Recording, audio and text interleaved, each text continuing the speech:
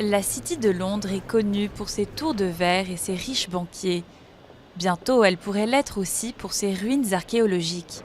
Sous les grues et bulldozers d'un chantier ordinaire, des vestiges romains ont été découverts. C'est la plus grande collection d'objets antiques jamais trouvée à Londres. Les archéologues ont même surnommé le site la Pompéi du Nord.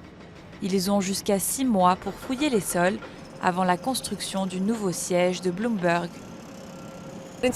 Si on regarde les tout petits objets, l'amulette en ambre est vraiment le plus magique, je trouve.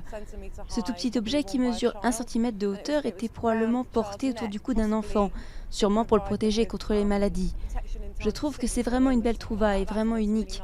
Et bien sûr, il y a aussi l'objet en cuir, qui est évidemment une découverte sans précédent dans tout l'Empire romain, a priori.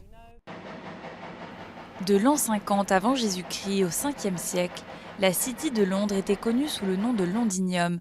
Jusqu'à présent, seuls 10% des restes archéologiques ont été exhumés, un héritage précieux qui complique le travail des promoteurs et des responsables de l'aménagement urbain comme Peter Wynne-Rees.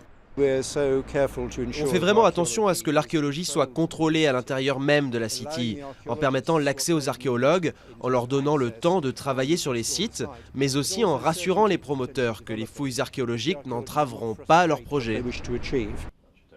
Pour certains archéologues, il faudrait davantage protéger les sites londoniens, riches en histoire ancienne. C'est un peu désolant qu'on ne puisse pas profiter du site en tant que tel, le visiter et le comprendre, même si on prélève des objets exceptionnels. Ce n'est pas le genre de site où il y a juste un trou et quelques vestiges. Et malheureusement, à cause du projet de construction, nous ne pouvons pas le visiter et l'examiner à fond. Mais le présent et le passé ne sont pas forcément inconciliables. Non loin du site, la galerie d'art Guildhall abrite déjà un amphithéâtre romain ouvert au public. Et lorsque la construction du siège de Bloomberg sera achevée d'ici à 2016, les découvertes archéologiques seront mises en valeur dans une exposition sur place.